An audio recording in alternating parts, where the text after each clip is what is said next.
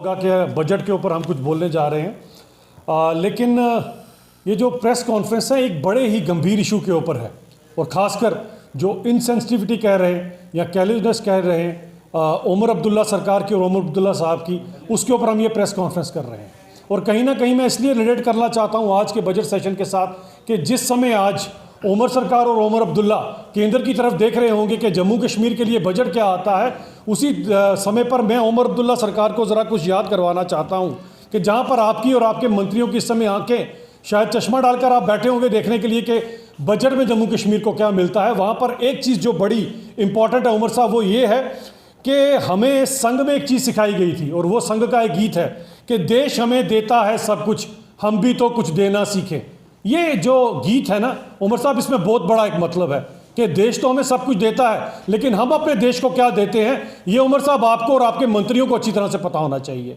क्योंकि एक जो इंसिडेंस अभी 2 दिन पहले हुआ, बीटिंग द रिट्रीट सेरेमनी, जिसके अंदर शायद आज तक जम्मू कश्मीर के इतिहास में भी ऐसा नहीं हुआ कि जो सरकार उस समय यहाँ पर हो उनकी तरफ से कोई उसे अटेंड ना करे, लेकिन उमर साहब और उमर साहब के मंत्रियों में से कोई भी बीटिंग द रिट्रीट सेरेमनी में नहीं आया।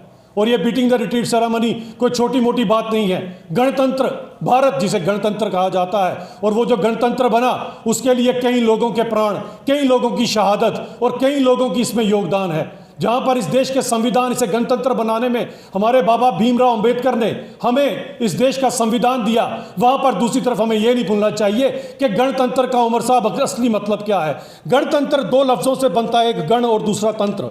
गण यानी कि पूरी जनता और तंत्र यानी कि प्रणाली।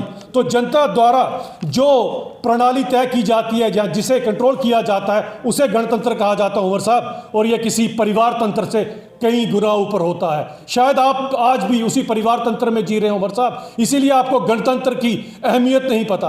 और इस गणतंत्र के लिए उमर साहब आपको जीओसी साहब खुद इनविटेशन देने गए थे, और यही नहीं, डिवकॉम जम्मू की तरफ से आपको भी ये इनविटेशन, और आपके उन मंत्रियों को जो उस समय गुलमर्ग में पाए गए थे उनको भी ये इनविटेशन दिया गया। लेकिन ये गणतंत्र की रिट्रीटिंग डे सेरेमनी के ऊपर आपने ना पार्टिसिपेट कर जो एक मैसेज दिया है, ये बहुत गलत है। और ये बताना चाहता हूं, ये 148 करोड़ के इस देश के लोगों के इमोशंस के साथ आपने खेला है, क्योंकि हम रिपब्लिक ऑफ इंडिया, इस देश के अंदर पूरी तरह से अपना विश्वास करते हैं, और इस देश के कारण ही आज हम सबके सब लोग यहाँ पर हैं।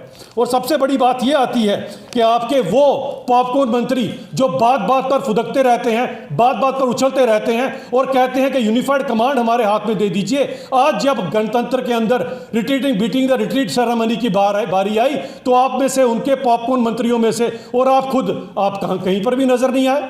ये क्या इंटेंशनली आप लोगों ने किया, और अगर ऐसा क्यों किया, इसका जवाब आज उमर साहब आपको और आपके इन मंत्रियों को देना पड़ेगा। क्योंकि इस सेरेमनी के लिए आपको पता होना चाहिए कि ये देश अगर गणतंत्र बना है तो कितने लोगों ने अपनी शहादत दी है। और ऐसा ना कर आपने जो अपमान किया है हमारे उन शहीदों का, आपने अपमान किया है इस देश के संविधान का, आपने अपमान किया है बाबा भीमराव अंबेडकर का, यह देश ये बर्दाश्त नहीं करेगा।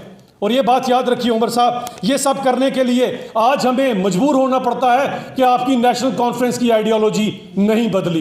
वो अकबर लोन वाली आइडियोलॉजी जो पाकिस्तान जिंदाबाद बोला करते थे, आज हमें शक है कि आप अभी भी उसी आइडियोलॉजी में जी रही है। लेकिन आंखें खोलिए उमर साहब, 5 अगस्त 2019 के बाद हवा का रुख बदल चुका है, और जितनी जल्दी आप आंखें खोल लें आपके लिए बेहतर रहेगा। क्योंकि ये जो आपने काम किया है, ये निस्संदेह ही इसके खिलाफ जितनी मुखालफत की जाए उतनी कम है उमर साहब। क्योंकि बीटिंग द रिट्रीट सेरेमनी अपने आप में एक बहुत बड़ा एक फंक्शन रहता है, और भारत जो गणतंत्र है, जिसके हम प्राउड सिटीजन हैं, इसके अंदर हम इसे बिल्कुल भी बर्दाश्त नहीं करेंगे। आपकी इनसेंसिटिविटी तो हमें तब भी नजर आई थी जब इमेच्योरिटी के चलते 2014 के जो फ्लड्स आए थे, उसमें उमर साहब आप लोगों के ऊपर ब्लड फेंक रहे थे, जो ब्लड लोगों तक नहीं पहुंची। लेकिन आपने क्या 10 सालों में आप में थोड़ी भी मैच्योरिटी नहीं आई? क्या आपको थोड़ा भी अपने देश के साथ प्यार नहीं आया?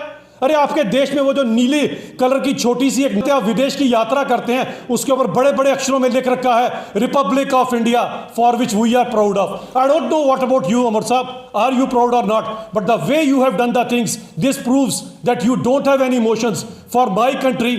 And I am saying it my country because I don't think that the situation which your ministers have created, मुझे नहीं लगता कि आपको इस देश से प्यार है। अगर होता तो आप बीटिंग द रिट्रीट सेरेमनी में जरूर आते।